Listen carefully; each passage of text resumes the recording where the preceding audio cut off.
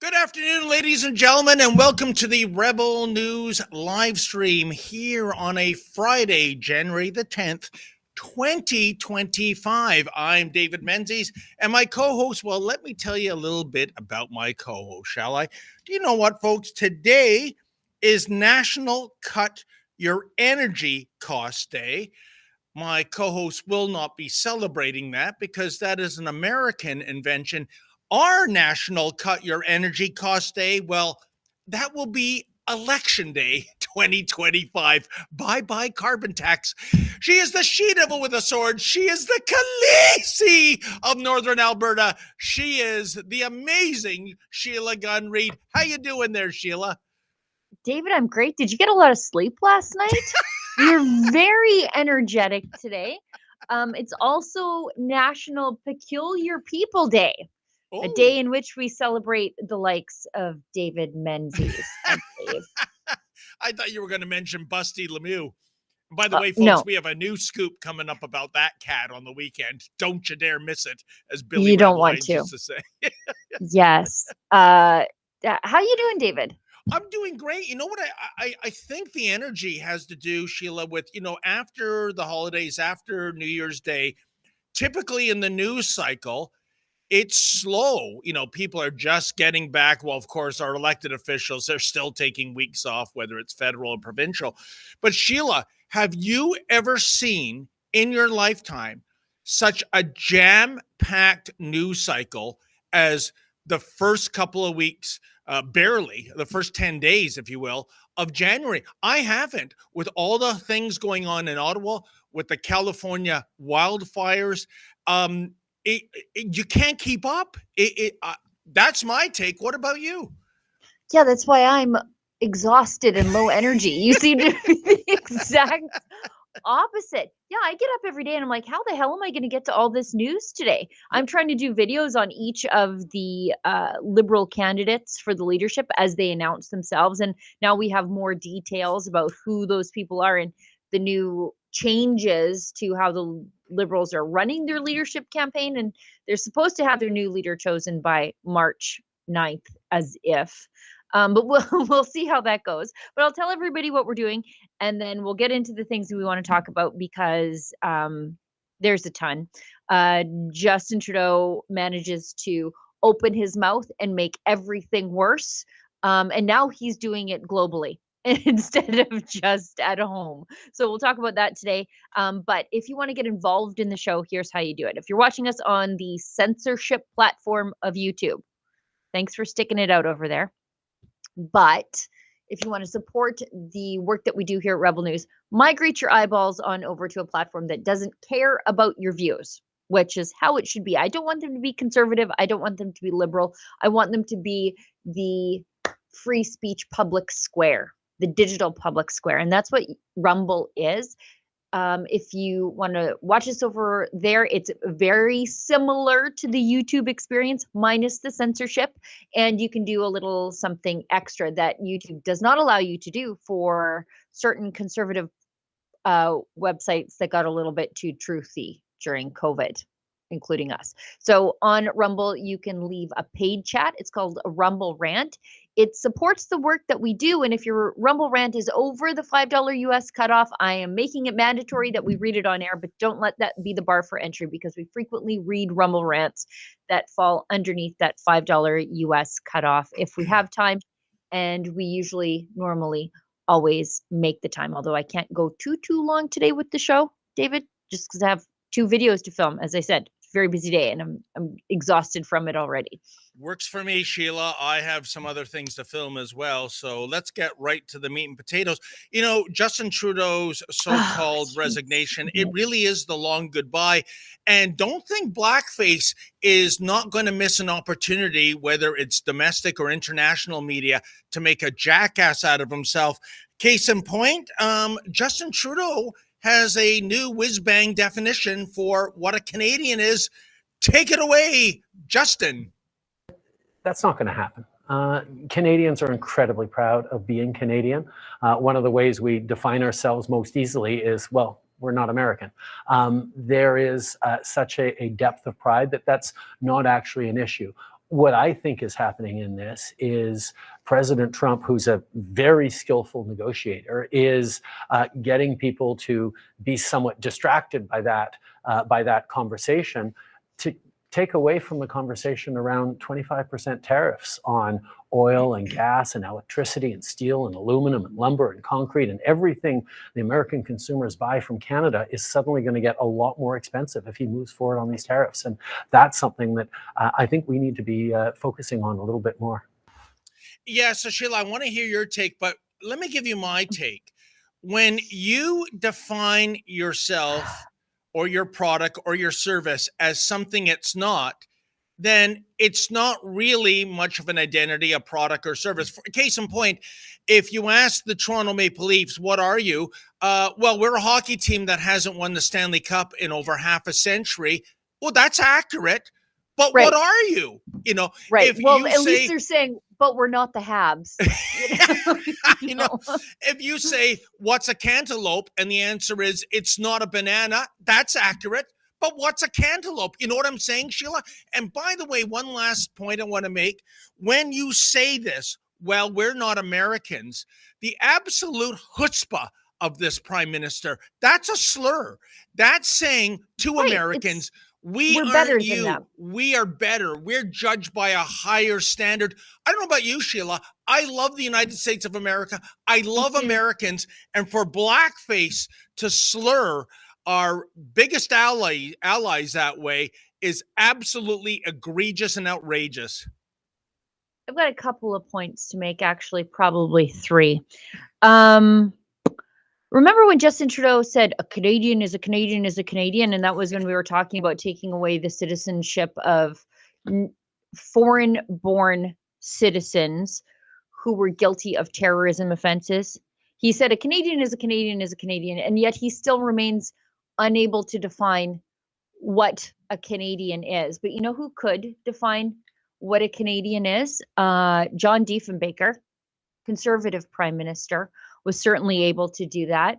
When he was asked what a Canadian was, he said, I'm a Canadian, free to speak without fear, free to worship in my own way, free to stand for what I think is right, free to oppose what I believe is wrong, or free to choose those who shall govern my country. This heritage of freedom I pledge to uphold for myself and for all mankind. That's a man who understood what it meant to be Canadian. And interestingly enough, many of the things he listed, Justin Trudeau has made illegal under the modern version of Canadians, that you're not free to stand for what you are right.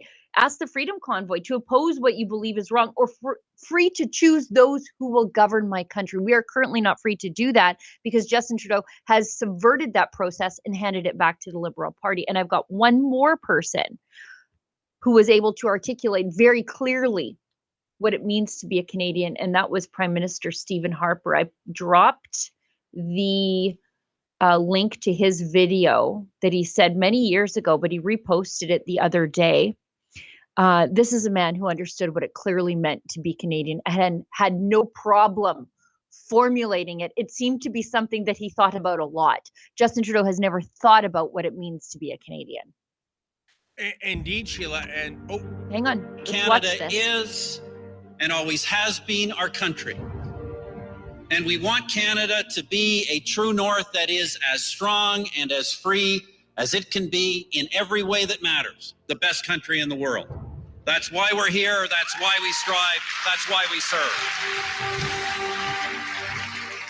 Canada must reflect the true character of the Canadian people. Honorable in our dealings, faithful to our commitments, loyal to our friends. By turns, a courageous warrior and a compassionate neighbor.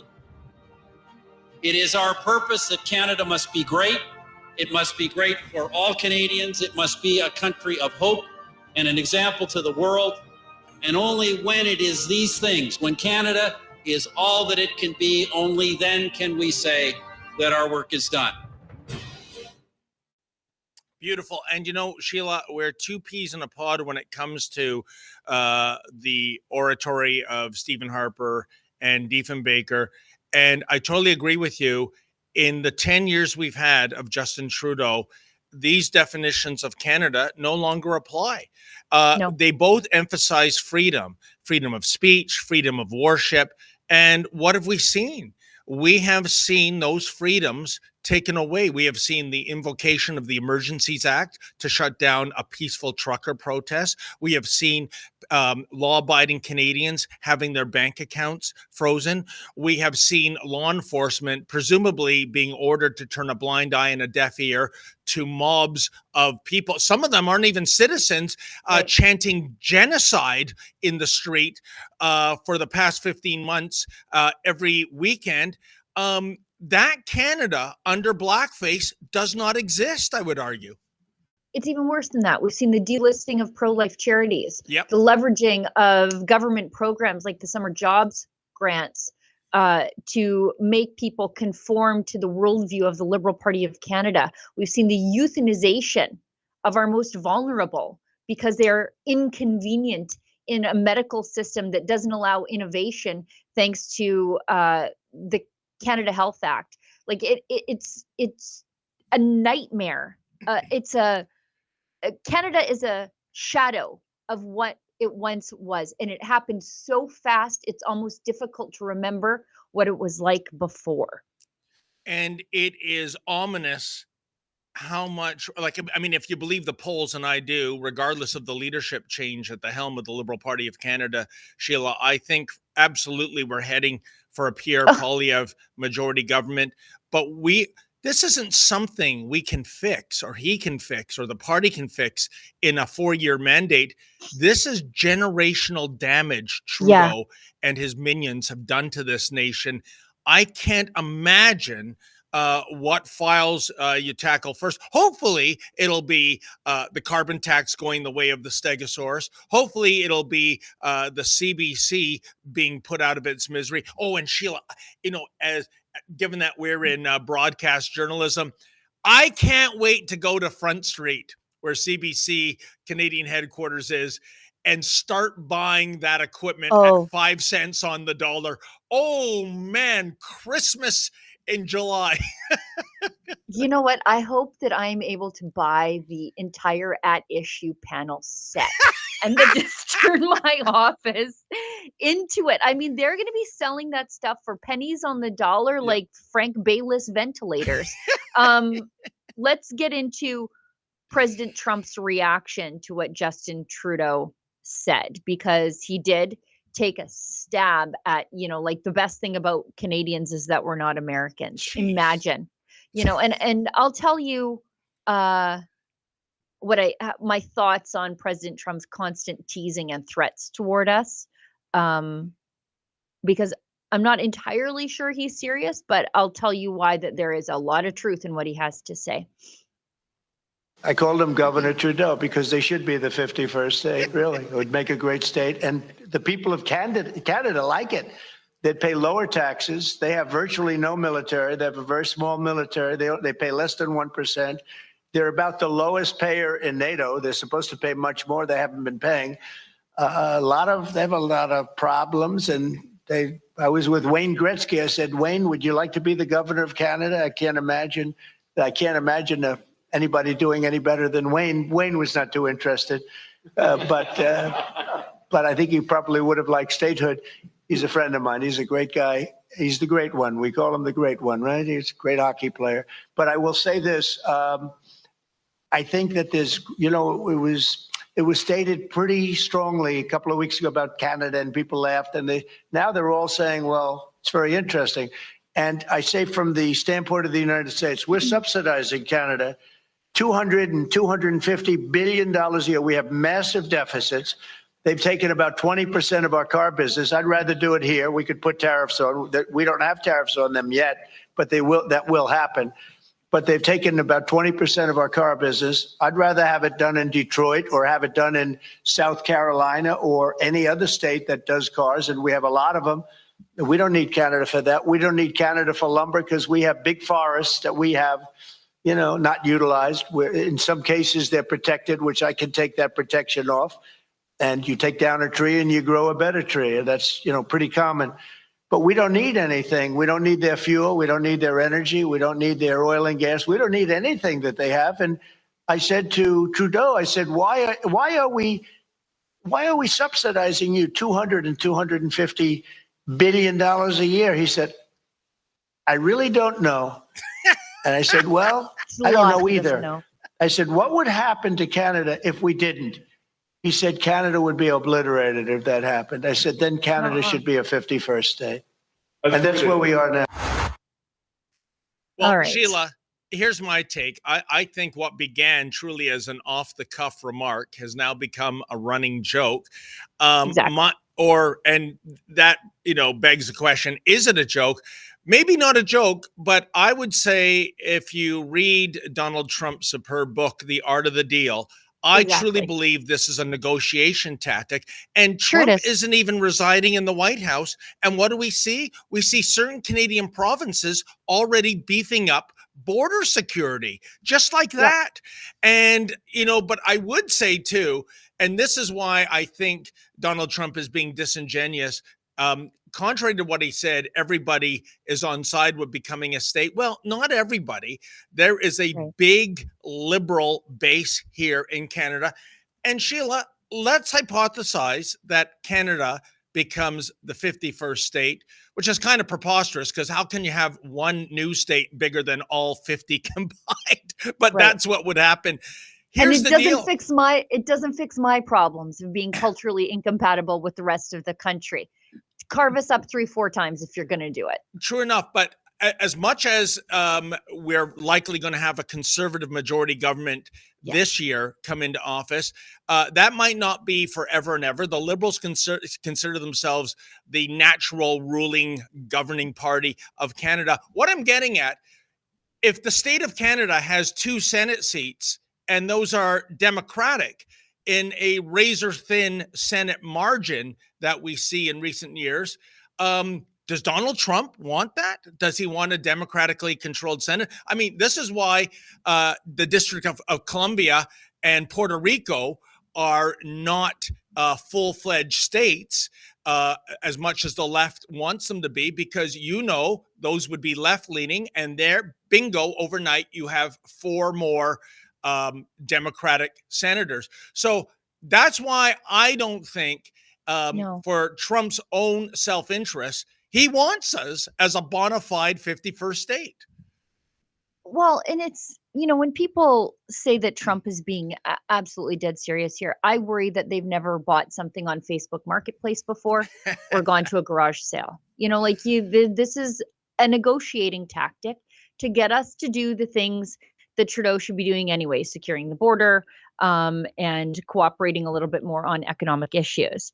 And, who, as I said the other day in the staff meeting, who would buy a crack house? would Trump? I mean, because that's sort of the analogy here. But I wanted to just share some thoughts that I put in our company Slack channel the other day as people were like, oh my God, are we going to be crushed by tariffs? Well, maybe. But that's up to Justin Trudeau now, isn't it? Do I think Trump is being completely serious? No. Do I wish he would stop threatening me with a good time? Slightly. As Premier Danielle Smith points out, Trump has a great sense of humor. And in all of this, here's the truth in all of this. He's making fun of Trudeau. Yeah. He's teasing him. But in the teasing and the mockery is a really harsh truth. And any good comedian jams the truth into the comedy. Canada is a shell of what it used to be. And the decay of Canadian society happened in the 9 years that Trudeau was in power. Nobody is better off today than they were 9 years ago. Trudeau has destroyed our immigration system. And as a result, housing prices are up, wages are down. He carbon taxed everything we do, making life and work unaffordable. Crime has spiked. And Trudeau has censored, arrested, and frozen the bank accounts of dissidents and critics. Our healthcare system would sooner euthanize you than treat you. Our economy is in free fall. The Canadian people are demoralized. Even worse, so is our military. It's gone completely woke. And the sad reality is that if not for the benevolence of our neighbors to the south, tariffs could crush us and we could be taken over by force, and not just by the Americans, by literally anybody. So Trump is joking, but Trudeau doesn't even realize that he's the joke in all of it. You know, you're so right. Donald Trump is the man of tomorrow, and that kicks in precisely on Monday, January the 20th. And Trudeau is yesterday's man, taking this long, prolonged walk in the snow to oblivion, still capable of doing some damage on the way out, I would argue, Sheila, much like Joe Biden is doing a lot of damage on his remaining days. Yeah. And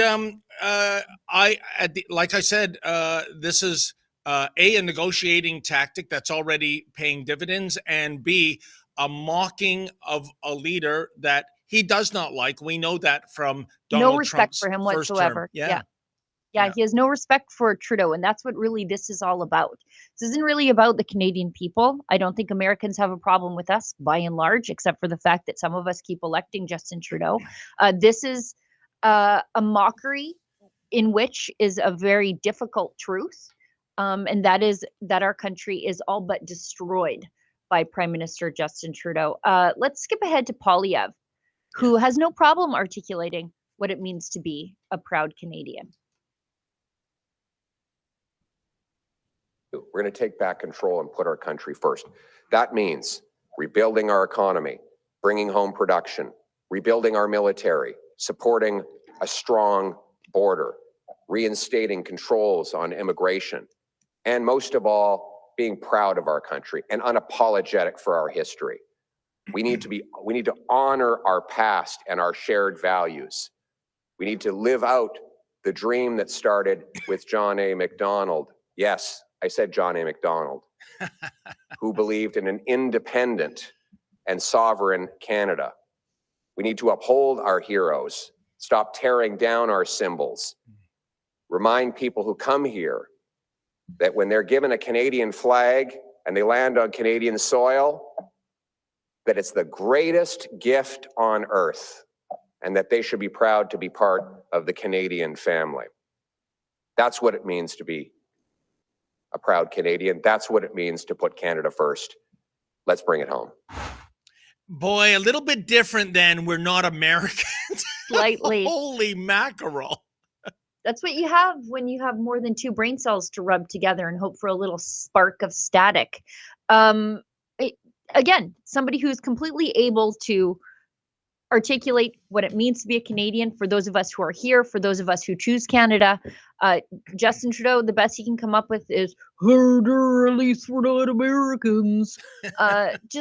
It's an embarrassment. And Justin Trudeau decided that he should go to the United States and tell his big, bold theories to an American audience after canceling all of his media appearances before Christmas with Canadian audiences.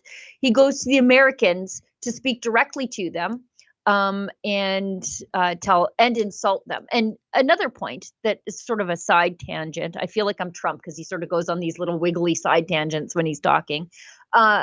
Interesting choice to speak directly to the anti-Trump network, CNN, which is what and Trudeau Jake did. Tapper, of all people. Of all people. Daniel Smith, even Doug Ford, who gets very little right on this topic, knows enough to go to talk to Fox, which is Trump's people, and they know that Trump watches Fox. So, I mean, Trudeau went there to talk to Trump's enemies instead of talking directly to Trump. Again, thanks for nothing, idiot. You know, it's amazing. I think that was the same press conference. There was an interesting question asked, not necessarily a bad one, but interesting, by a member of the mainstream media. I can't remember who it was, Sheila. And she was saying that because Trump is hell-bent, allegedly, on putting in these 25% tariffs on Canada, will you, if you form the next government, steer your mandate away from the carbon tax to fighting back against the tariffs? And Poilievre's answer was absolutely brilliant. He said the carbon tax is a tariff on all Canadians right now. And it was so coincidental while that press conference was happening, because Lady Menzoid was having a conniption. It had nothing to do, for a change, with anything I did to her. And I do love to annoy her, because let's face it, you only annoy the ones you love. But Sheila, we got our Enbridge natural gas bill. Give me 10 seconds to analyze it. Okay, customer charge, $25.90. Delivery charge, $37.87. Isn't that amazing? Delivery charge, like somebody comes along in a truck and goes, right here, Mrs. Menzies, your natural gas. But it's not coming on the existing infrastructure already to your house that you paid for when you built your house. Exactly. Transportation to Enbridge, I don't even know what that means. $24.19. Here's the actual gas price, $48.86. Now, Sheila, make sure you're seated. Here is the federal carbon charge, okay? $75.03. By far, the biggest charge of all these bogus charges is that carbon tax. Are you telling me that we don't benefit, that millions of Canadians don't benefit if you take that $75? That's just on one bill. One bill. That's not on your electricity. Yeah. If you are natural gas electricity, like so many Albertans, that's not on filling up your vehicle. That's not on your groceries as a hidden excise tax. Actually, we've got a clip of Poilievre discussing the future of Canadian energy exports, and I think he puts it just about right. The reality is, putting Canadian tariffs on American energy wouldn't do very much, because they buy a hell of a lot more oil and gas from us than we do from them. In fact, our entire trade surplus with the Americans is the result of oil and gas. When President Trump complains about America's trade deficit with Canada,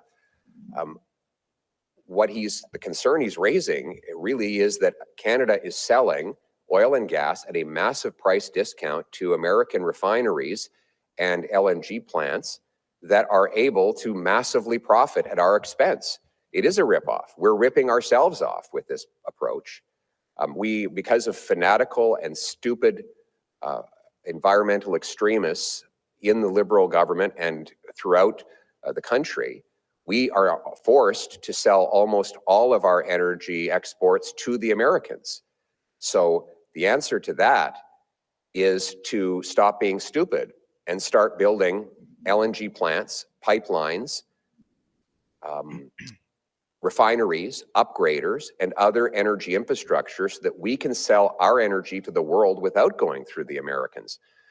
And that would allow us the independence and the sovereignty that we need to support our economy free from these threats. But I would remind our American friends that they benefit from our affordable, reliable energy, and the alternative is Venezuela, Iran, and other foreign dictatorships. Why would we not want to have a North American energy market that enriches us both? Sheila, what a breath of fresh air. And even not just in terms of what, comes out of the mouth of liberals. But I was hearing a sound clip of Premier Doug Ford of Ontario speaking about the Trump tariffs. And he gave the example of, well, this is going to hurt Americans. Say Americans are going to buy a pickup truck built in Oshawa. It's going to be 25% more for them. Hello, there hasn't been pickup trucks manufactured by General Motors in Oshawa for years now. Years, Sheila. So can somebody buy this guy a calendar so he knows what the hell he's talking about? My personal theory why he's against the tariffs, as you know, come wintertime, we have to import cherries. And my gosh, can you imagine the cost of Ford for that ingredient of his cherry cheesecake? Oh, yeah, and that's funny because Ford is invoking some COVID era language. We'll get to that in a second. But Poilievre could not be more right. First of all, do I think that Trump is going to slap tariffs on Canadian oil and gas? I'll tell you no, because once gas goes up a few cents a gallon in the Midwest, things will change pretty fast. And then he's right to point out that the Liberals have forced us into a monopoly with the United States, leaving us vulnerable to tariffs with regard to the energy sector. Japan has come pleading to us at least twice now for liquefied natural gas. Germany, we could offset the reliance on Russian energy if we would just sell them liquefied natural gas. On the table, dead on arrival, once the Liberals took power, Northern Gateway and Energy East, those both would have been export pipelines to get Canadian energy to Tidewater. Right now, even with the Trans Mountain pipeline expansion, much of that, all of that oil and gas either ends up in the Lower Mainland or Cherry Point Refinery in Washington. So it still goes to the United States. We have to get access to foreign markets, and the Liberals have made sure that never happened. And here we are. Sheila, shame on you. Didn't you hear what Blackface had to say to the Germans, the Japanese? There was another country. I forget, but there's no business was case. it Greece? Yes, there's no business case. We're now talking about when you fulfill those contracts to those three countries. Trillions. I think it was approaching 1 trillion. Yes, a trillion with a T, folks. $1 trillion. And Blackface says there's no business case. This is the guy, of course, that said the budget will balance itself. Do you want to know why? Where's the natural gas in this country? Northern British Columbia and Alberta. Yep. And we wouldn't want those places that are so strongly conservative to benefit from this. And when he does this to British Columbia, especially, he's robbing Indigenous people from way out of generational poverty. Oh, yeah, 100%. Well, he's Mr. Reconciliation. Yeah, and well, he doesn't seem to mind that so many reserves have boil advisories for their drinking water. But Sheila, the point I'm getting to, think of $1 trillion of fresh payola in the Treasury. Let's put it this way. How many houses could we build with that? How many hospitals could we build with that? How is there not a business case, and for that matter, a political case, and for that matter, even a social justice case of having $1 trillion of found money? This is absolutely disgraceful. It's $1 billion a hospital. So there's the math for you. And I know that through my friend Chris Sims from the Canadian Taxpayers Federation, who happened to be my guest on the Gun Show this week. Let's go skip ahead to, because I know we're long on time here, and we've got an ad, a chat, and a Rebel ad to read. We have Doug Ford warns of the potential impact of a prolonged trade war with the United States, and it sounds like civil liberties are at risk again. This situation we're facing in January 20th, everyone's involved from, again, coast to coast to coast. We have to make sure that we stand united, we stand tall and proud. We're a sovereign nation that we're proud of. Being Canadian, we'll never give that up. And we'll see how long these tariffs will last. Because I can tell you, I said it a month ago when he first said it, these tariffs are coming. And are they going to come like they did last time for 5 or 6 weeks? That's one thing. But if they last for months and months, we're going to have to do the same thing as what we did during the pandemic. I'm going to have to put tens of billions of dollars into the economy to save the economy, to protect Canadian Ontario jobs. And I don't have a mandate from the people to spend tens of billions of dollars during the pandemic. No, you don't. When we passed our budget, it was unanimous. I can tell you it won't be unanimous this time. But let's see what happens down the road. And hopefully these tariffs will only last a few weeks. Sheila, I want to hear your analysis of what the Premier just said, because I have to shamefully admit I didn't hear a single word. I was mesmerized by that man standing beside him. Stephen It's Lecce? Stephen Lecce, the invisible man, has dropped his cloaking device. This is the former education minister who had literally run away from parents asking about transgenders in the school system, drag queen performances. There he is. Look at that. There's the former minister of education, Proof the of life. most woke, cowardly education minister in our, now he's got some new portfolio. I think it's energy, because, you know, Sheila, in Ontario, perhaps in Canada, you fail upwards here, don't you? You know what? Or at least laterally. What is he saying? We're going to pump tens of billion dollars I don't into know. the economy to save jobs? How? From where? Where are you going to get the money? If industry is ground to a halt, what are you going to do? Give a bunch of money to the auto industry again and get them to do what? Stockpile parts that the United States isn't buying? How does that work? What do you do to keep manufacturing alive if the buyer isn't buying? What are you just going to do? Like stockpile these parts outside? How does that work? Sheila, you just gave me a thought, because Doug Ford has two portfolios. He's the Premier of Ontario. He's also the CEO of Deco Labels here in Toronto. Do you think I'm pretty sure they do a lot of U.S. exporting. I know I believe, I don't know if it's still in operation, but they certainly had a Chicago office. Maybe that's really what's motivating Doug Ford. The idea of his decals and labels not being competitive anymore with a tariff on them.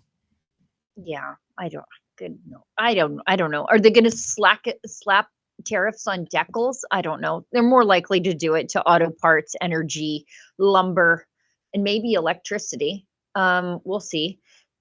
Canada, or at least Alberta, we buy a lot of electricity from Montana and Wyoming. During cold snaps. And that's just to keep the lights on. They could get us coming and going here.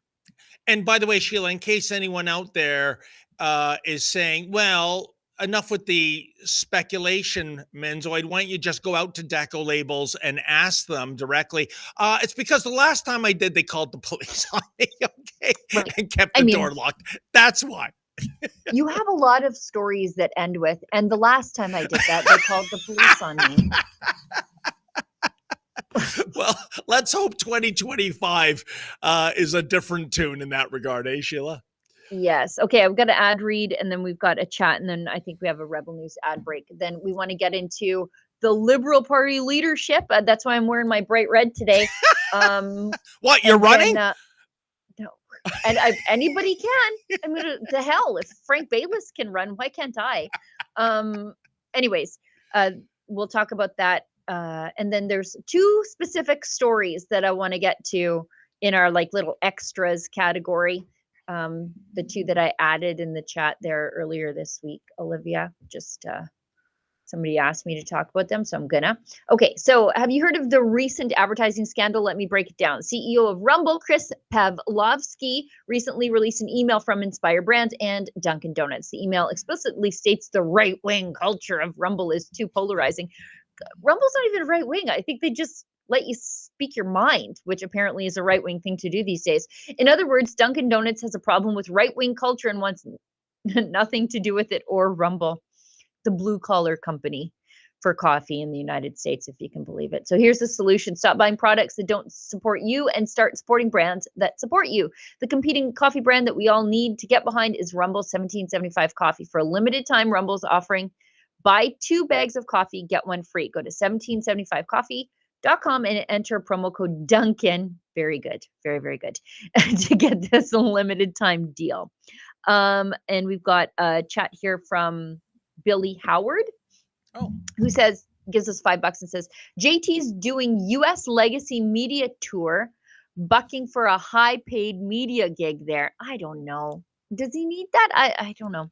He's throwing Liberal MPs and Canadians under the bus. Liberal MPs must force election now if they want a chance at post-election relevance. I think that ship has sailed. It's like gone over the horizon. That the chance that these people are going to even save themselves, I think it's long gone. Yeah, Billy, I think you're wrong. And by the way, thank you for the $5 donation. I think you're wrong. Thanks for the money, but you're wrong. Yeah, we do appreciate that. And here's the reason you're wrong, with the greatest of respect. For Justin Trudeau to become one of the trained SEALs in the mainstream media, government-funded MSM, that would be such a catastrophic step down for him. He still wants to be the ringleader. He wants to be one of the elites. I would predict, Sheila, there's something at the United Nations waiting for him, something at the World Economic Forum, and in a worst case scenario, something at the Eurasia Group. He can join his buddy Gerald Butts, who's heading that up. But the idea of Justin Trudeau, could you imagine, Sheila? He's on the Ottawa Bureau with some media organization, and he's scrumming the next Prime Minister. That ain't gonna happen. No way. No, and he would have to whine about not having media access after jailing journalists for 9 years. Do we have, Olivia, sorry, I didn't see you respond there. Oh, do we have a Rebel ad? Do we want to play one, or do we just want to keep going? Okay, let's just keep going because we've got a lot to talk about today, and I don't need a break. Let's get into the Liberal Party leadership. So far, some people have identified themselves. Frank Baylis of $250 million ventilators sold for scrap scandal, sole source contract. If you don't know about Frank Baylis, I've got a video coming up about him. Just a quick refresher. He was a Liberal MP from 2015 to 2019. Then, the pandemic hits in 2020. Frank all of a sudden has a medical supply company. And he gets, much like Randy Boissonneau, all of a sudden he's got a PPE import company when the pandemic hits. Frank gets a $240 million sole source contract to deliver ventilators for, I think, $23,000 a pop, $10,000 or so dollars more over the other manufacturers. And the style of ventilator was never tested. So we didn't even know if they were going to work. They were way over budget. And then they were never used. They were sold for scrap, like literally $6 a pop. And some of them were shipped to Ukraine. And then in the middle of all this, Baylis gets a contract to maintain the ventilators that nobody was using for $4 million. And now he's going to run for the leadership. Sheila, because I'm always wary of defamation lawsuits, are you sure you don't mean the other Frank? Oh, could be. I don't know how we got this sole source contract. I don't know if he identifies as Indigenous or just a greasy liberal. And I don't think it matters at the end of the day with the way that procurement works in this country. And just the gall of these people. Like, you got your half or $250 million out of us. Go away. But no, you still want to be in charge. You still want to be in charge of stuff. And I guess the way everybody just gets away with these procurement scandals with the Liberal government, why wouldn't you? I mean, it's so perfectly liberal. He's the first guy to announce, and it's like chef's kiss liberal corruption. Frank Baylis, the guy who's embroiled in it wasn't even a scandal. It was like he just took the money and ran. Now he's running for the liberal leadership. Melanie Joly said that she's not running. Dominic LeBlanc, Justin Trudeau's former babysitter, says he's not running. Nate Erskine Smith released a ridiculous video saying that he's not running, as if anybody asked him to run. Does he have the energy? I don't know. But then we've got Indian Canadian MP Chandra Arya. I just found out who this guy is. I remember seeing him, but he's such a backbenchery type that I've never actually paid any sort of attention to him. I remember a couple of weeks ago, he got in a fight with another Liberal MP. Maybe we can dig that up. It's on Brattany's channel. Actually, maybe I can dig it up because I sent the clip to Alexa this morning. But anyways, Indian Canadian MP Chandra Arya launches Liberal campaign, and they ask him how his French is. He says, "No, not good." But and I don't mean to make fun, but neither is his English. And I would really like it if he was fluent in one of the national languages. How's your French? No, No French? no French. Okay, the Liberal Party of Canada is the party of official bilingualism. It's going to be a tough one. I don't speak French either, so you No, know. the point is that whether the Quebecers or English Canadians, it's not the language that matters, it's what is that they deliver to them. But the language matters very much in Quebec.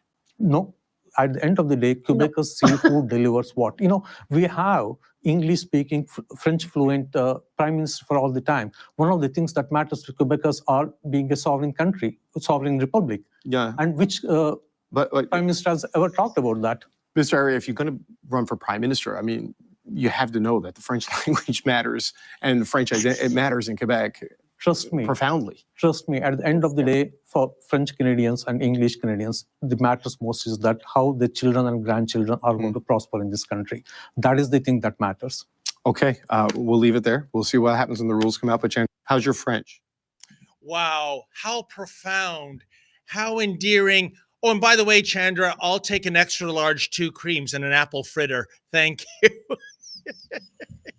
Let's show these 2 Liberal MPs. I put it in the chat there, Olivia. Brattany, it's from Brett Worlds on X. It's from the House of Commons. This is where I first learned of Arya Chandra. But again, just 2 Liberal MPs fighting in the House of Commons was of consequence to me. I never paid attention to anybody's names. So Arya Chandra was allowed to vote freely, but Sukh Dhaliwal is intimidating him outside of the House. And this is the part that really irritates me, is this is on completely non-Canadian topics, and it's not parliamentary to bring their religious beef into the House. But anyways, let's listen to these 2. Just this was like out in the House of Commons, completely in the open, just the chaos in the Liberal Party. Few minutes back, member from Surrey Newton introduced a motion seeking unanimous consent, and I said no. I believe on the way out of this chamber, the member threatened that I'll be yeffed up. So another member also aggressively accosted me in the lobby. I feel that as a member of parliament, I should be able to express my opinion, my views freely in the House, and I should not be felt threatened by any words or actions of my fellow members. Thank you, the honourable member, for bringing that forward. Okay, Wow, so, you know, Sheila, as someone who last year was arrested 5 times for practicing journalism, methinks the lady doth protest too much. well, and here's the thing. This has nothing to do with Canada, whatever they're fighting about here. This is from Chandra's Twitter page or X page himself. He said, today the member of parliament from Surrey Newton, so that's the other dude, attempted to have parliament declare the 1984 riots in India against Sikhs a genocide. He sought unanimous consent from all members in the House of Commons to pass this motion. I was the only member present in the House to say no, and my single objection was enough to prevent this motion from being approved. Immediately after this, I was threatened inside the Parliament building for standing up and saying no. There have been several attempts both within the Parliament and outside to stop me from freely and publicly voicing the concerns of Hindu Canadians. While I'm proud in having stopped this divisive agenda from succeeding today, we cannot afford to be complacent. Anyways, he's talking about, then he goes on to talk about the Khalistan lobby and whatever. At the end of the day, this is not a Canadian issue. No. What are you doing? Why are now we have Sikh parliamentarians and Hindu parliamentarians intimidating each other and fighting each other in the Canadian House of Commons, and we're like, we can't afford electricity, thank you. Can we get back to the business of running the business here? But you know what, Sheila? I would respectfully disagree with you about this not being a Canadian issue. Oh, I guess it is now. The Khalistani movement is more alive in Canada, the US, and the UK than it is in India. And the Khalistanis, of course, are the ones who want a separate Sikh homeland in India. And by the way, Yeah, and they're don't judge all conducting. Sikhs by the Yeah, please Khalistani don't. Yeah. minority. And also, Sheila, lest we forget, 1986, I think it was, the Yeah. greatest act of terrorism against Canadians when That's more than right. 300 people died on that Air India plane. We've had 2 public inquiries that points the finger at Khalistani extremists. So, yeah, unfortunately, it is a Canadian issue these days. Yeah. You know what? I take your criticism and I accept it. I just don't know why these elected parliamentarians are bringing former Homeland grudges here and making an issue in the House of Commons. Yep. We should skip ahead to this very interesting story about the weaponization of a government policy or a government program. It was called the Digital Citizen Initiative. It still lives on. I hope it's rooted out like the weed that it is in our democracy. So I wrote this up this morning. Karina Gould at Heritage used the Digital Citizen Initiative launched in 2019 to malign critics of the Liberal government. Wow. Using academics, and basically they were trying to attack convoy supporters and conservatives, and the gall of this woman to link them back to neo-Nazism and Nazi, like an old school Nazism. Wow. Karina Gould, Karina Gould. That's the worst part. Is I can link Karina Gould to Nazism, an old geriatric Jew killer named Yaroslav Hunka, where she is holding his hand and celebrating him and applauding him. That's her.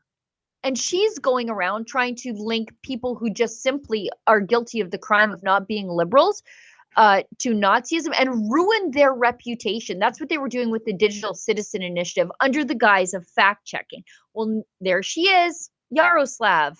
Good job. Well, Sheila, let me ask you this. What is a more embarrassing photo? That one you just described, or Carney with Ghislaine Maxwell, a photo Are we that calling just... her that now? Why not? Yeah, we can move ahead to Brian Oopsie. Lilly. No, it's okay. I have a friend who says it that way too, just for spite. So yeah, just to wrap up on the Karina Gould thing, they gave $370,000 encouraging media and the public to avoid questioning government authority. And they wanted to attack dissenters of the Liberal government. And they used the word like questioning the government was enough to get you labeled misinformation. Well, of course it is. And they used a series of quote unquote influencers who were supposed to do their best to appear nonpartisan while just doing and saying everything the Liberals wanted you to do.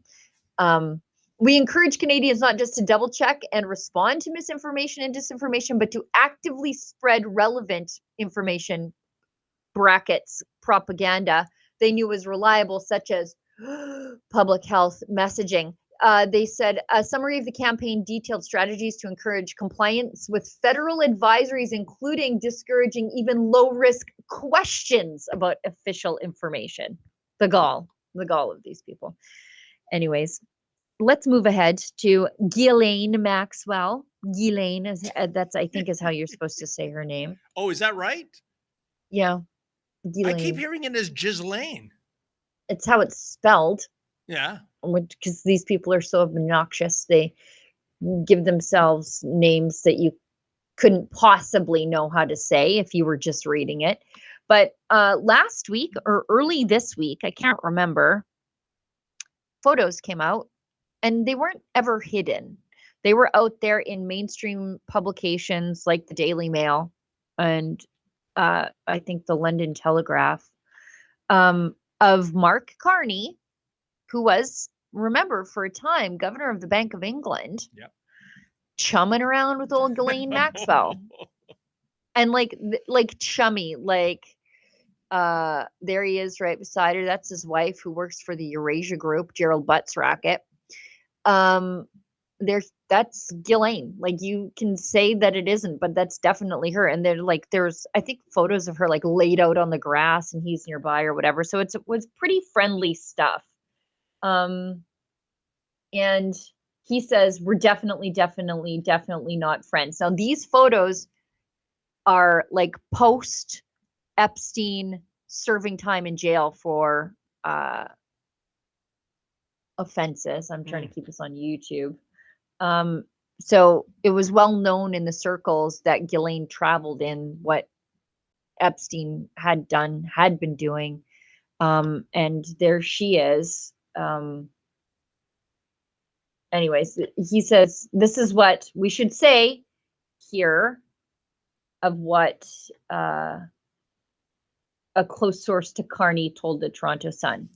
This is another example of how Pierre Poilievre and his advisor, Jenny Byrne, have always played politics, and it shows how terrified they are to fight Mark Carney. No, I think let's rumble.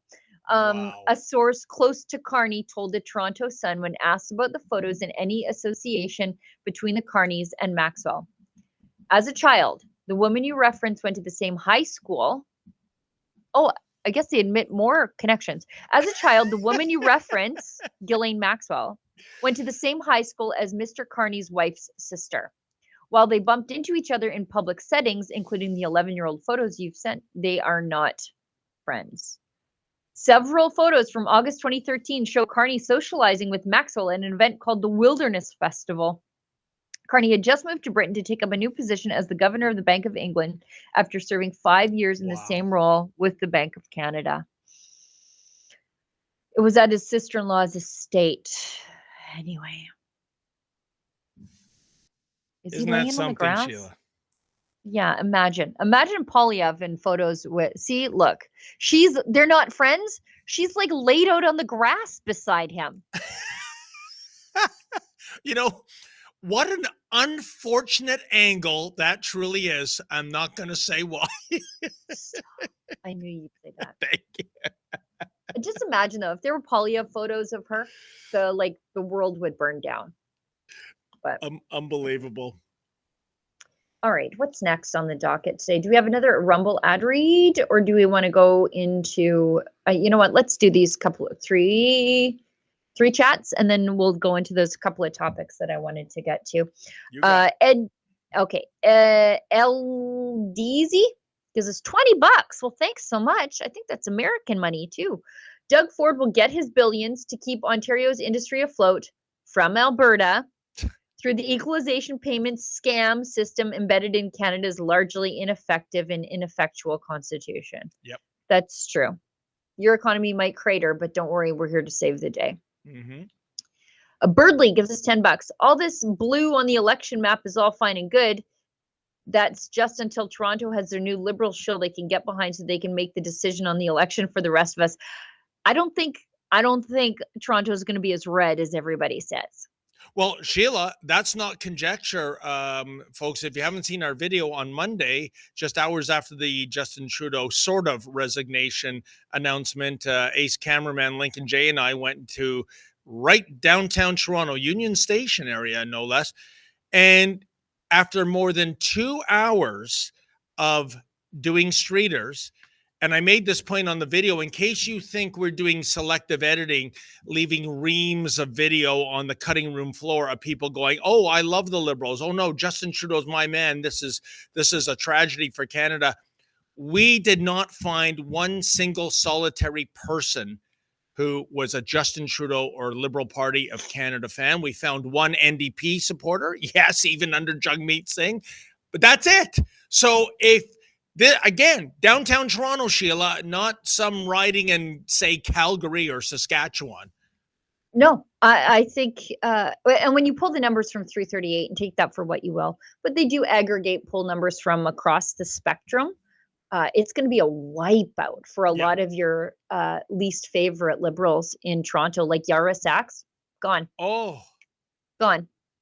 You know what? Can I be assigned to her campaign victory venue, which will be a funeral, of course, but I would just love to see the look on that woman's face. And by the way, speaking of Yara Sachs, we forgot to mention one quick thing about Melanie Joly dropping out.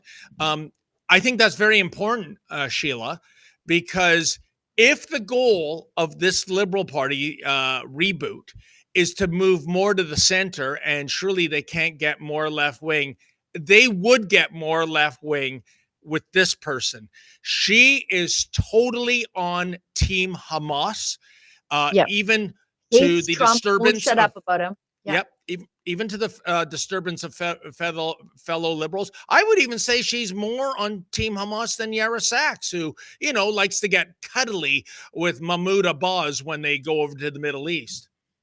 Oh, I'm a little disappointed that she's not running, because I was ready to do a video about how she repeated Hamas propaganda about Israel bombing a hospital. And then she was asked about it, much to her embarrassment, at the Foreign Interference Commission, saying, isn't this foreign interference when the foreign affairs minister repeats Palestinian, Hamas, Iranian-backed propaganda as though it's the gospel truth from her government-funded account? And Sheila, zero I'm sad contrition. that I'm not going to do it. Nothing. She didn't even apologize. She just pretended like it didn't happen.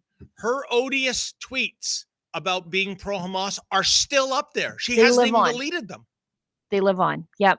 How dare Israel attack a hospital, and it wasn't Israel at all. All right. We have got one more chat, a Rumble ad read, and then we'll try to wrap up the last few things on the day. I do definitely want to talk about the 9-year-old getting a tattoo, because I just think the outrage is kind of funny given where it's coming from. And the guy who killed his entire family, who then went on to identify as a woman, male pattern baldness, be damned. Okay, so we've got Alice BB says, stop internet voting, stop mail-in voting, stop machine counting. First things first, the Liberal leadership race is going to be largely online, like almost all online. So, I mean, you might have the next prime minister just chosen by the online votes from people who identify themselves as supporters of the Liberal Party. So it's outrageous, but forget that part. How can you be as young as 14 when you must be 18 to vote in a federal election? How can you be a permanent resident qualifying to vote for the new Liberal leader when a permanent resident can't vote in an election in Canada? I mean, I can't believe this allowance to all these other players, Sheila. Well, it looks like the Liberal Party is trying to bring itself into better alignment with the Conservative Party of Canada. Now, the Conservative Party of Canada does allow permanent residents to vote in its leadership races, but they have to be on track to become citizens. You just can't just be living here and working here. You have to be on track to a citizen. So you've got some skin in the game. Also, money has to change hands, and they have to be able to verify where the money is coming from. You just can't pay in cash.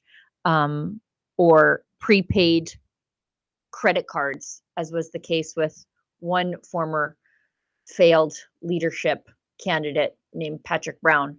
Yeah,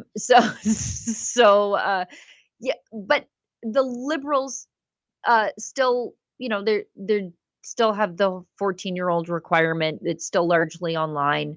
Very little vetting to be done. So I don't know. It's still going to be a big mess. I mean, people are registering their cats and dogs as Liberals to prove a point. And the Liberals are like, don't worry. We'll weed it all out at the end. It's like, you guys thought there was nothing wrong with busloads of 14-year-old foreign speaking students from a Chinese boarding school from outside of Han Dong's riding, just showing up all to vote for Han Dong. And you're like, all on board. On the up and up, nothing suspicious here. So do I trust these people to do this properly? Hell no. Definitely no. Absolutely not. All right. I'm just going to quickly breeze through a Rumble ad read, and then we'll talk about those other things on the board. This sponsorship scandal. Boy, am I just talking about Liberals mode. This sponsorship is from Rumble. one that is incredibly important to the survival of the company, both Rumble, but also ours too. When Rumble first started in 2013, they built the platform for the small creator. They didn't censor or have biases. They were fair and treated all creators equally. No one thought that platforms would censor political conversation or censor opinions on COVID, but they did. Facebook admitted they fell to pressure from the Biden and Harris administration, and boy, they're backtracking that lately. Did you see that? They've sort of decided we're not doing the fact-checking thing. That's all well and good, Facebook, except you canceled people for it. Rumble did not, though. They held the line. They're attacked daily for giving us a voice to talk to you. They're attacked in corporate media. They're attacked by governments like France. They're attacked from brand advertisers who refuse to work with them. Dunkin' Donuts. Corporate America is fighting to remove speech. Rumble is fighting to keep it. Rumble won't survive with brand advertisers. Of course, they don't get much of it. Watching our show on Rumble is the most they can ask from you. But if you really believe in this fight, and if you have the means, one major way you can help Rumble survive is by joining Rumble Premium. And that's really easy for you to do. Just cancel your YouTube Premium and apply that to Rumble Premium. Quit giving YouTube your money. Join the community that believes in the First Amendment and believes in our human right to free speech. Rumble's offering 10% off with the promo code STUDIO. Sorry, $10 off. With the promo code STUDIO when you purchase an annual subscription. Go to rumble.com/premium and use the code STUDIO for $10 off. Like I said, if you have the means and believe in the cause, now's the time to join Rumble Premium. If you don't have the means, we're just happy if you watch us and other creators on Rumble. Okay. That's it. The two things I said I would talk about, and we can talk about the other things too. David, I just can't go past 12:30 my time. This one, Quebec man. No, they don't say Quebec man because this is a lady. Let's show the lady in question. That's the lady in question. Mahmoud Al-Balouz was charged with 2 counts of first-degree murder and 1 count of second-degree murder. He killed his entire family. But look, I want to show you. So he is now in a men's prison. But look at how, what's this? Is this? Yeah, CTV News talks about this child-killing man. A Quebecer convicted of killing her spouse and 2 children is now serving life in a men's prison. Mohammed Al-Balouz, who now identifies as a woman, was sentenced last month after being convicted of second-degree murder in the stabbing death of Cynthia Bucieres, 38, and the first-degree murder in the deaths of their 2 kids, age 5. There. 2 kids, age 5 and 2. The killings happened September 2022 in Brossard in Montreal's South Shore. The judge said he described the killing as a femicide. I bet you it was an honor killing, and illustrative of the sadistic character of the accused. During the trial, Al-Balouz was held in a female institution. Imagine being the women who are in that prison, but have also been the victims of domestic violence or otherwise, having to be in a prison with this guy who killed his wife and 2 kids, then game the system to pretend to be a woman. Anyway. You know what? The press coverage, by the way, is despicable because if the court has ruled this is a phony baloney female, this guy... Well, Correction Services Canada has decided that he is. That's right. Then why is CTV still playing the gender pronoun nonsense game? But you know what, Sheila? In all fairness, I believe in compromise. So I think we should give Mohammed his wish that he should be allowed to identify as female and serve out his, her, their, its life sentence in a female prison on one condition. It's a female prison in Gaza. Yeah. And before we confirm that he's a bona fide female, go through all the, rigmarole, he'll be held in a male prison in Gaza as a female identifying man, person, whatever. Yeah. What do you think? Is that fair? Gen Pop this guy. stick him right in Gen Pop in the male prison. Normally, I would say stick him under the prison, killing his wife and 2 innocent children. Yeah.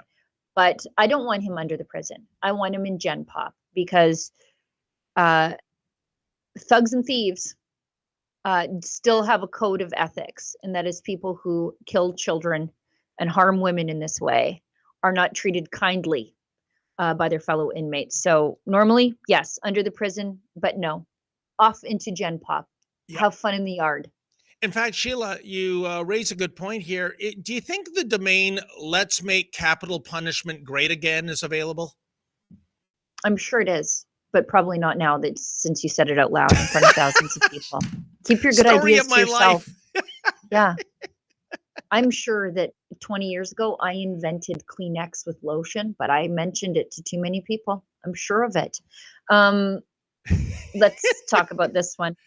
Well, Sheila, This as one you is- know, by the way, the best brand of Kleenex is the one Sheila mentioned, folks, in terms of softness. But I remain boycotting Kleenex because about 5 years ago, they had a brand called Kleenex Man Size, and one hysterical Karen complained, and Kleenex Man Size does no longer exist. Well, it exists, but it's a different name. So sorry, I don't support those corporations that bend the knee to wokeism. This next story came to me by way of my brother-in-law, who is not, I wouldn't say David Menzies' biggest fan. There's a woman out there with you in her bloodstream for no good reason whatsoever, but he sure likes David. And he sent this to me. 9-year-old's American flag tattoo sparks debate about tattooing minors. Okay, what is this guy doing tattooing a 9-year-old to start with? Don't go to a tattoo artist that would tattoo a 9-year-old. That's my first advice as someone with many, many tattoos. And I know many of you hate them, but they're not for you, they're for me. Don't go to a tattoo artist who would consider tattooing a 9-year-old. But it's from Yuma, Arizona. She came in there, and look, I'm going to be critical of my own side for a second here. A 9-year-old came into a tattoo shop in Yuma, Arizona, asking for a Donald Trump tattoo with parental consent. No, stop it. Don't. The tattoo artist, he's not the good guy here either. The tattoo artist talked her out of the Trump tattoo, and instead she got an American flag tattooed on her arm. And 10 years old now, but she came back in to get her little flag tattoo touched up. Apparently this is legal in the United States, or at least in Arizona. The girl initially wanted it on her neck, and her parents were perfectly fine with that. Again, don't tattoo your necks. No. Just don't do anything that you can't hide at somebody's funeral. Like, make sure that you're like able to hide all your tattoos, either under rings or clothes. But people are outraged, and people on the left in particular, because this little girl wanted a Trump tattoo, and her family was like, yeah, you can have a Trump tattoo on your neck of all places. And the left are like, can you even believe that someone would let their child modify their bodies this way? And I'm like, no, but Sheila, let's be serious here. The reason this is a story, and I totally agree with age of consent for tattooing. It's got to be greater than 9. We have age of consent for so many things: voting, liquor, lottery tickets, alcohol, and the list goes on. Cigarettes. The issue here is that it began as a Donald Trump tattoo and eventually an American flag tattoo. And of course, the progressive left in America hate everything about America, including the flag. Had that been a so-called Pride Progress flag on that 9-year-old, nothing to see here. Actually, this is a celebration of diversity, equity, and inclusion. That's the real story. well, there's another little bit of hypocrisy here, and I'm shocked that you missed it, and I'm disappointed actually in you a little bit. I should tell you, the tattoo artist, again, not the good guy here, because you don't have to do business with somebody. He said he tried to scare the girl and her family away by overcharging by hundreds of dollars, but they still jumped at the price. And they came from out of state because Arizona has lax laws on this. So you're not the good guy here. You're not a hero. You didn't try to do the right thing. Not only did you gouge the family of a 9-year-old who wasn't making good choices, but you did it. But David, I'm sad that you are missing the point here. Okay. The left is outraged because they don't think a 9-year-old is capable of making irreparable changes to their body. And yet these people are like, my 5-year-old is trans, give them cross-sex hormones. Yeah, and you have no right to know about it as a parent Right. or guardian. Yeah, no, you're right. I did miss that. Shame on me. Shame on you, exactly. What's the opposite of Barry Horowitz doing the pat on the back? How do I visually indicate shame? Kick your own ass? I don't know. And by the way, Sheila, but my original point of the Donald Trump tattoo American flag versus a Pride Progress flag, that this wouldn't even be an issue. Yes. Just the other night, I'm hoping to get this fellow come on camera for an interview, but a source tipped me off that this gentleman went into a lid store, allegedly. And by the way, full disclosure, I love lids. They sell all kinds of baseball caps and toques, especially of the sporting variety. And you can also get custom-made caps. So he asked if he could get, I suppose maybe he's going to the inauguration in 10 days, a MAGA hat. And they refused him, saying it's too political. So this fellow was thinking quickly on his feet, and he said, oh, okay, can I get a Pride Progress logo? And they went, oh, absolutely. And he went, wait a minute, but that's political. I'll cut to the chase, Sheila. It's a good news story. He convinced them that they were being hypocritical. They made him a MAGA cap. How do you like that? You know, I thought this would end the way many of your stories and along with like, With the and police that's, yeah. And that was the last time I was arrested. So I'm glad that he was able to convince them, because sometimes these people are so set in their ways and so anti being able to see both sides that they just say, no, get out of here. Yeah, to the point that they don't know why they are anti-blank. They're just told to be that way. Do we want to keep going, or we want to wrap her up? Well, I think we should wrap it up because you have work to do. I have do. work to do. And as much as I'm enjoying myself, and wow, and we never even got around to the wildfire issue. Why don't we end it on this very quickly, Sheila? I'll cut to the chase on this one, especially since you see progressive leftists losing their minds about government incompetence. Could this be the factor? And remember, the toll right now in terms of houses that have been burnt out or damaged, it's now more than 150 billion with a B US dollars. The area is greater than the size of New York City. This is an absolute grotesque tragedy that did not have to happen. But you know what? We got to be worried about salamanders or some other kind of marine life so that we can't get the fire hydrants filled up with water. My question to you, Sheila, and our beloved audience, could this be something that moves the needle so that the next time there's an election in California, it goes Republican? And I know that seems almost like sci-fi, but keep in mind, Reagan won California in 1980 and 1984, something unthinkable today for a Republican presidential candidate. But I think this might move the needle. The incompetence has been so grotesque. It might be a reality check for these liberals. As you say, they're being mugged, or in this case, singed by reality. You know what? There could be some truth to what you're saying, just based on the election results of the last federal election in the United States.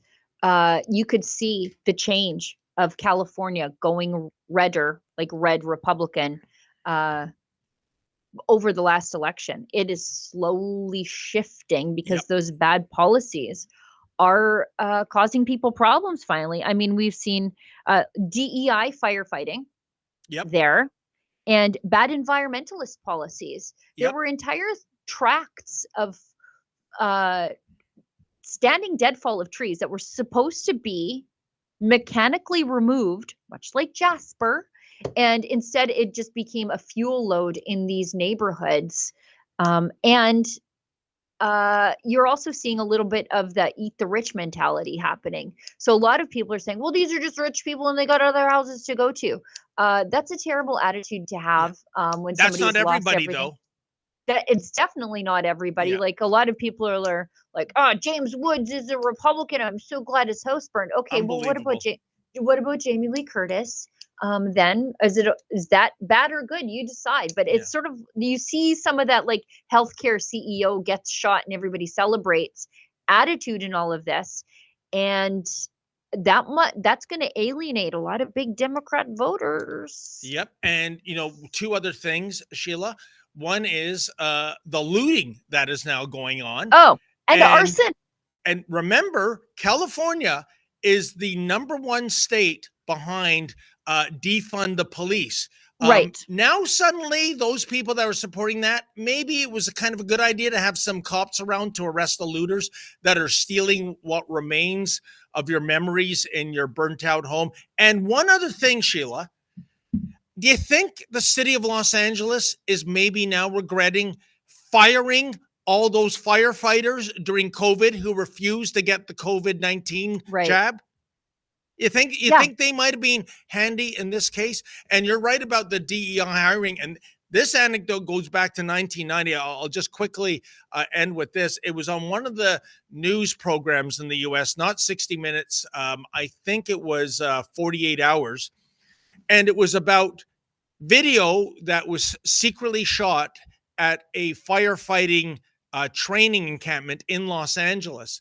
And the city of Los Angeles was under a lot of pressure to boost the number of female firefighters. And one of the tests is going up a ladder 3 stories high and getting a dummy out of a burning building and doing the fireman's carry. And the dummy, by the way, weighs 110 pounds, which I would suggest is a very generous weight on the low side, given the average size of so many Americans and Canadians for that matter. And the female firefighter, Sheila, couldn't do the firefighter's carry down 3 flights of steps. Instead, they were dragging the anatomically correct dummy by the ankles so that you see on the steps, the head is bouncing off every step, right? So yeah, maybe you've saved the person. It may be, but they're probably brain damage. They had a feminist on to defend the hiring quotas. It wasn't called DEI then. I don't know what it was called. And she justified the warped version of the female fireman's carry by saying, Sheila, and I could not believe this, well, everyone knows that smoke rises, so maybe it was safer for the person to be dragged lower. Keep in mind, the head is bouncing off every step than being carried over the firefighter's shoulder. And that was in 1990, Sheila. Oh my goodness. I was just sorry, I know that we're trying to wrap up, but I just dug up this video of the deputy fire chief in LA County basically saying, like, is a woman tough enough to carry your husband out of a building? Maybe he shouldn't have been in that burning building. Oh, okay, so it's his fault. Way.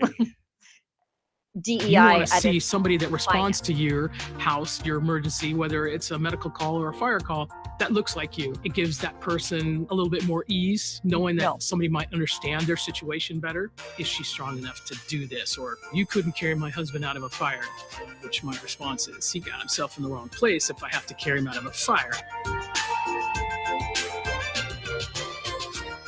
You want to see somebody that responds.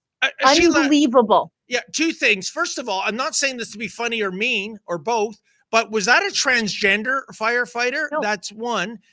Secondly, I don't know. Has anyone ever seen what firefighters look like when they go into a burning building? You don't know. They're fully masked up. They're head to toe in fabric that will protect them from the flames. Does anyone know when they're being rescued if that's a black, Asian, brown, whatever person behind that uniform? What a ludicrous argument. Can you imagine, like, you're having a heart attack, you're in a rolled over vehicle that's on fire, and you're like, I'm laying there, and I'm like, no, come back when you have a small white woman with unruly hair. I'll just lay here and bleed out till that person shows up. Like, nobody thinks like that. You're just like, get me out of here, take me to the hospital, put my bones back together. It's the most bizarre thing ever. But then to blame the victim, like, if I can't carry out your husband, I guess it's his fault for being in that burning building. Like, and this is a produced video by the fire department. They saw what she said and they're like, you know what? Put that logo of the fire department on it, get that out on social media, use this as a recruiting video and not just a video that makes you lose faith in that fire department altogether. If that's their recruiting video, it's no wonder that place is burning down. Unbelievable. Yeah, that reason amongst many others. Well, Sheila, I guess we should wrap it up, for we don't have any more super chats. I do not believe so. No. Well, folks, this was a fantastic live stream. So much in the news, and we didn't even get half of it, which means we'll have all the more to talk about come Monday when Sheila and I will reconvene here at 1 p.m. Eastern Time. Thank you so much for tuning in. A special thank you to all of you who gave us some do-re-mi. That is always appreciated. Have yourself a fantastic weekend. And until next time, folks, as always, stay safe and stay sane.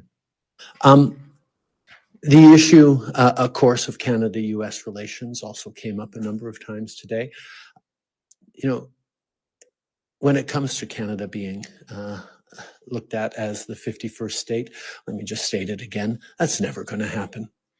Canadians define themselves a whole bunch of different ways, but one of the ways that we all use as shorthand is we're Canadian because we're not American. And that is not going to change. In regards to tariffs and the business community, I had some very good and productive meetings with a number of business leaders here in Washington, D.C. Jay Timmons of the National Association of Manufacturers, Joshua Bolton of the Business Roundtable here in the United States, to emphasize that we have become incredibly successful as countries, as economies, as a continent, because we do things so well together. We create jobs on both sides of the border. We create growth. We create opportunities for investors and business people, continuing to work together and avoiding unnecessary tariffs on goods and products from Canada is in our interest to continue to move forward, both from an American perspective and a Canadian perspective. So we're going to continue to stand up for the interests of workers and consumers on both sides of the border, because there is no relationship in the world like that between Canada and the United States as defined by a win-win for both of us.